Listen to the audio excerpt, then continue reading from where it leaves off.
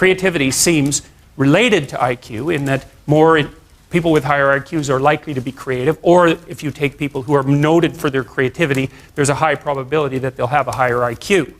But there's more to it than IQ. And what creativity seems to be associated with, then again, depends on whether or not, on how you define creativity. Because you could define it as the sum total of creative achievements that you've made in your life, which would be the actual production of, say, artifacts of one form or another, performances or inventions or artworks or what have you. We'll go over the dimensions in a minute. Or you could also define it as the proclivity to engage in creative thought. And I think we'll start with that first. So what does it mean to think creatively? It's sort of like, it's something like this. You imagine that I tossed you out an idea, and there's some probability that when I tossed you that idea, that will trigger off other ideas in your imagination. So you could think about it as a threshold issue. If you're not very creative, I'll throw you an idea, and hardly any other ideas will be triggered, and the ones that will be triggered are going to be very closely associated with that initial idea. So let's say I tossed each of you an idea, and I asked you to tell me the first thing that comes to mind. Okay, so what we would see first is that the first thing that comes to mind for you, the first thing that comes to mind in all likelihood would be shared by many of you. Okay, so then you could think about that as a common response, right? And so that's a less creative response. And then there'll be some things that come to mind for you that are so idiosyncratic that you're the only person that thinks it and no one can understand it.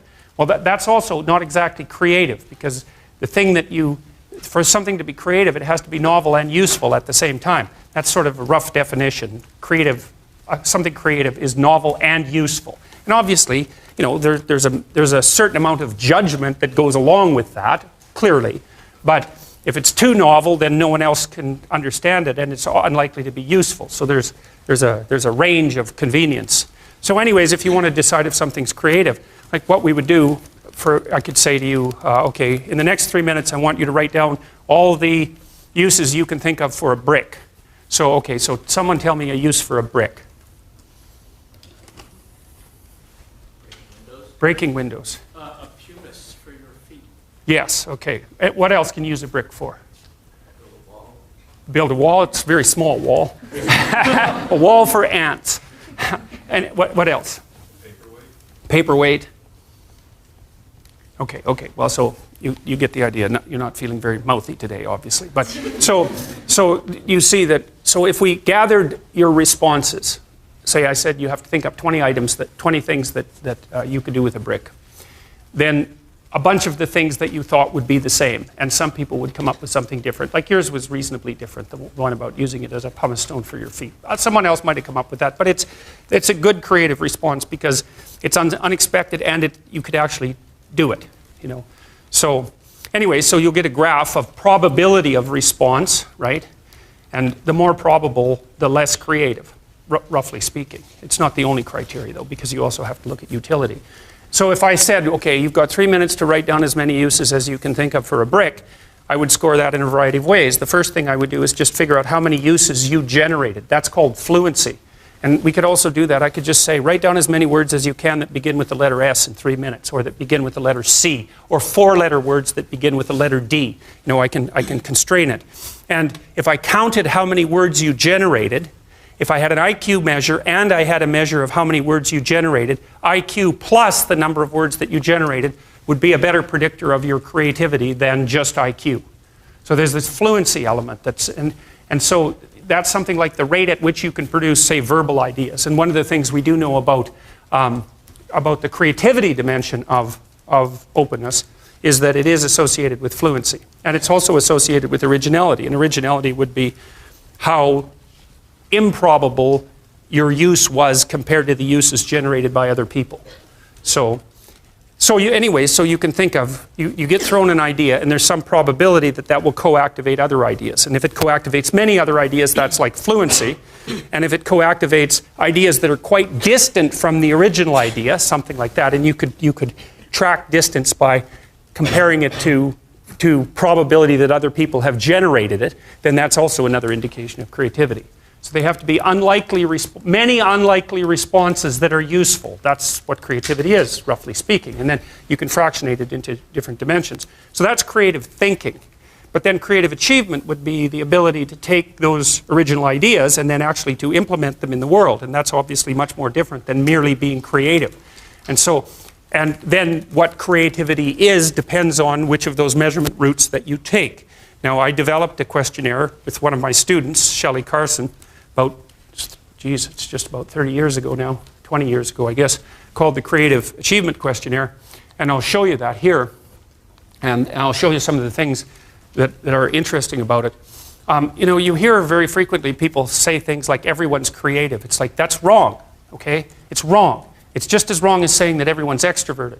First of all, you have to be pretty damn smart to be creative, because otherwise you're just going to get to where other people have already got, and that's not creative by definition. So being fast and being out there at the front of things really makes a difference. And then you also have to have these divergent thinking capabilities, and that's part of your trait structure.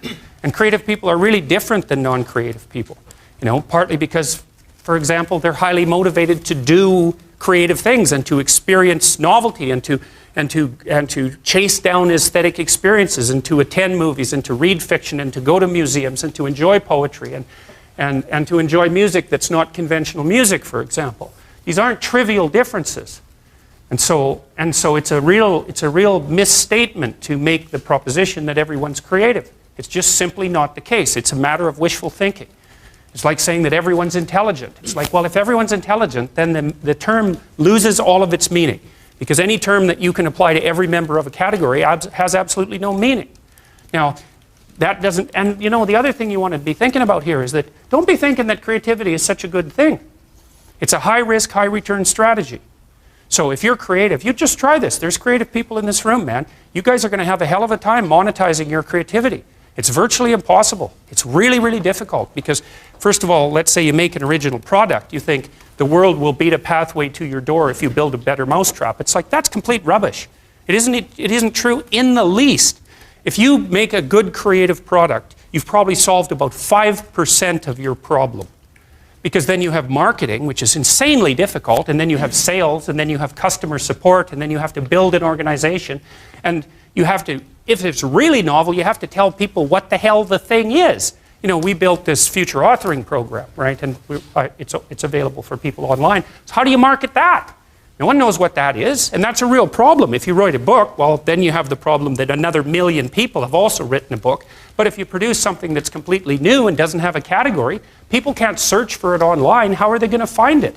So you just have, and then you have pricing problems, and it's really unbelievably difficult to produce something creative and then monetize it. And even worse, if you're the creative person, let's say you have a spectacular invention. You've got no money, right? You've got no customers. Those are big problems. And so maybe you go and you find a venture capitalist. We start with family and friends, because that's how it works. You raise money for your product. You raise money from your family and friends. That's assuming you have family and friends that have some money and that they're going to give it to you. And most people aren't in that situation. So it's a terrible barrier right off the bat. And then, of course, you're putting your family and friends at substantial financial risk, because the probability that your stupid idea is going to make money is virtually zero, even if it's a really brilliant idea. And so then let's say, well, you get past family and friends and you get venture capitalists involved, because that's often the next step, or an angel investor. There's steps in building a business. Family and friends, angel investor, that's some rich guy that you've happened to meet, some man or some way who's into this sort of thing and is willing to provide you with some money to get your product off the ground. Well, how much of your product is that person going to take? Well, most of it. Most of it. And then if you get a venture, and no wonder, because you don't have any money, how are you going to bargain for control over your product? He'll just say, well, do you want the money or not? And if your answer is no, then he'll go and do something else with his money. It's not like there's no shortage of things that you can do with your money. There's a million things you can do with it. So you're not in a great bargaining position. And then if you get venture capitalists involved, they'll take another big chunk, and maybe if they're not very straight with you, they'll just throw you out. Because maybe by that point in the company's development, you're nothing but a pain in the neck, because what do you know about marketing and sales and customer service and building an organization and running a business? Like, you don't have a clue, so why do they need you? So even if you're successful at generating a new idea and you put it into a business, the probability that you, as the originator of the idea, are going to make some money from it is very, very low. So don't be thinking that creativity is something you would want to curse yourself with. Now, you know, it's not all bad because it opens up avenues of experience for creative people that aren't available to people who aren't creative. But it definitely is a high-risk, high-return strategy. You know, so the overwhelming probability is that you will fail. But a small proportion of creative people succeed spectacularly. And so it's like a lottery in some sense. You're probably going to lose. But if you don't lose, you could win big. And that keeps a lot of creative people going. But also, they don't really have much choice in it. Because if you're a creative person, you're like a fruit tree that's bearing fruit. So you don't really have, you can suppress it, but it's very bad for you. You know, the creative people I've worked with is if they're not creative, they're miserable. So they have to do it. But, and you know, there's real joy and pleasure in it and psychological utility. But that doesn't necessarily mean that it's an intelligent, it's certainly not a conservative strategy for moving forward through life. So, and you know, whenever I talk to people who are creative, and you guys should listen to this because I know what I'm talking about.